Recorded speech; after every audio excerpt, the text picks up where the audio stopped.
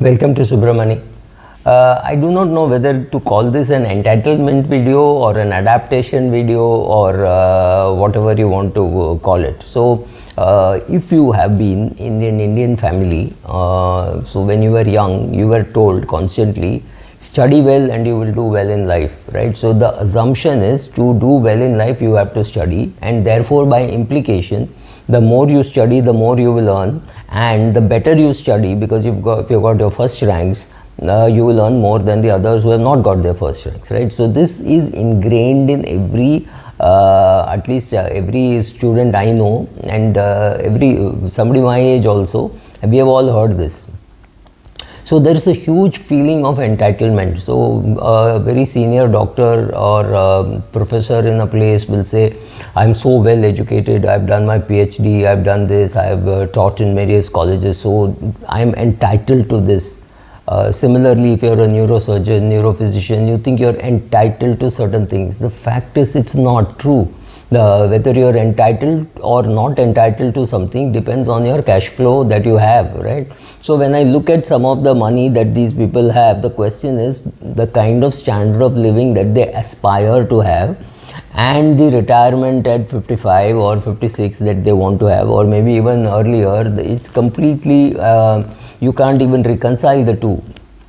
And in some cases, it requires a huge life-changing event which makes people change. For example, somebody who is young, maybe in their 30s or 40s, and planning to retire at 52, 53, also want to make very expensive travel plans, right? They're not going to just do hiking. I mean, you can't really do that much in your 50s, right? So you will want to fly a reasonably good class, stay in reasonably good hotels. The question is, all this sounds fine, but when you put it into Excel sheets, you realize that many of them can't afford even these simple foreign trips. Foreign trips are expensive. Local trips are not so expensive, and thanks to the TCS, which is tax collected at source, your foreign trips are going to cost an extra TCS also, so there's going to be more cash outflow. Jokes apart, how do these people adjust to newer realities? And newer realities could be health reasons, could be some other reasons because of which there is a drain on their cash flow. Many people can't adapt, and some people can adapt. So I found a young couple. They were doing some business, they've closed down the business, they have an X amount of money, and then they are going around, I can't say they were going around, visiting very many tiger reserves, etc.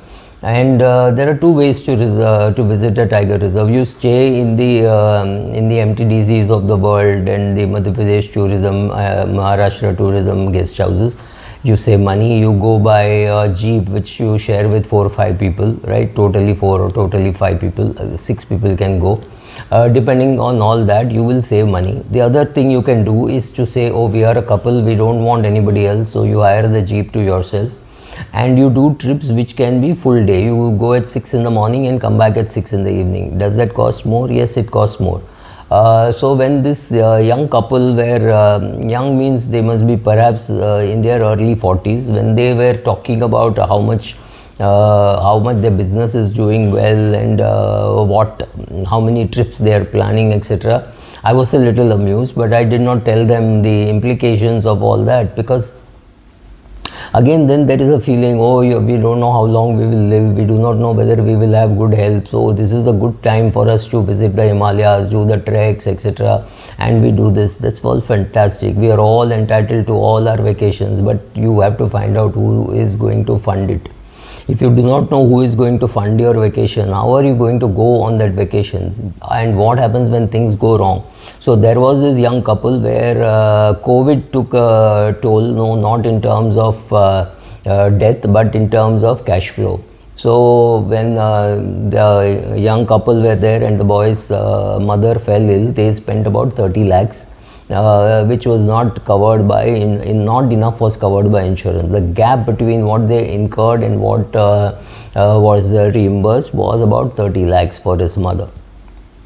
Then suddenly they realized that oh, we need to provide for our old age. They realize that they need to provide for their medical emergencies, etc.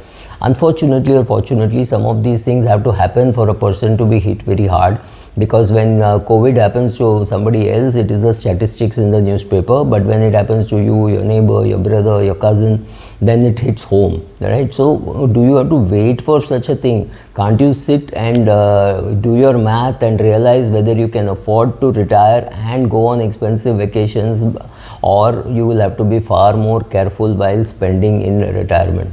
Thank you.